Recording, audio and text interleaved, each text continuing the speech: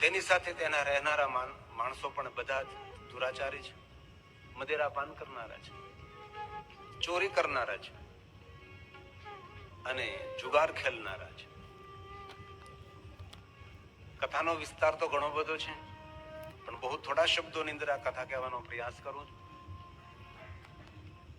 દેવરાજની જ્યાં સુધી યુવાની હતી ત્યાં સુધી ચોરી કરતો રહ્યો, લૂંટ કરતો રહ્યો, મદિરા પાન કરતો રહ્યો, અનેક પ્રકારના દુરાચાર કરતો રહ્યો. પણ યુવાનોનો સમય બહુ ઓછો સમય, થોડો સમય હોય છે. દેવરાજની યુવાની પૂર્ણ થઈ, વૃદ્ધાવસ્થાનો પ્રારંભ થયો છે. ધીરે ધીરે શરીર જર્જરિત થવા લાગ્યું છે. શરીર આ વાતને આપણે સૌ જાણીએ છીએ. નિર્વ્યસની માણસોને ભાગ્ય જ રોગ થતા હોય છે, અપવાદ રોગ. વધારેમાં વધારે રોગનો શિકાર બનતા હોય તો વ્યસન કરનારા માણસો, મદિરા પીનારા માણસો, તમાકુ, ગુડકા, બીડી પીનારા માણસો રોગનો શિકાર બને છે. શ્રેષ્ઠ જીવન કોને કહેવું? વ્યસન મુક્ત જીવન, ગંદી આદત રહિત જીવન હોય. શરીર જીર્ણ બન્યું, રોગથી પીડિત થવા લાગ્યું.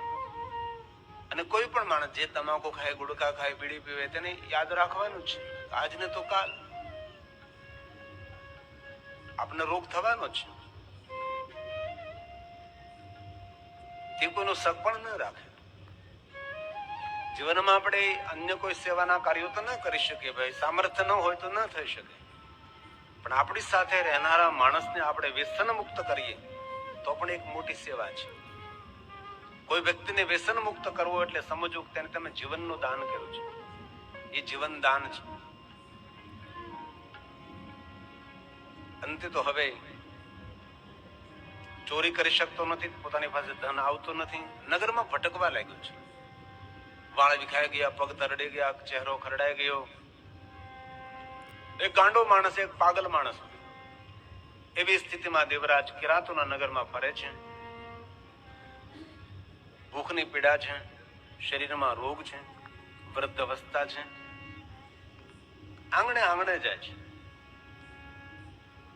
કોઈની પાસે માગે છે ભોજન આપો. ભોજનની ક્યાં વાત કરો, લોકો ધક્કા મારીને અપમાનિત કરીને તેને દૂર કરે છે. નગરની અંદર આ દેવરાજ નામનો વ્યક્તિ ભટકી રહ્યો છે. હવે શું કરું? નગરને છોડીને અન્ય સ્થાન પર જતો રહ્યો. પોતાનું કિરાતનું નગર છોડી જે નગરમાં પોતે જન્મ્યો હતો, જે નગરમાં મોટો થયો હતો, જે નગરમાં તેના માતા પિતા રહેતા હતા,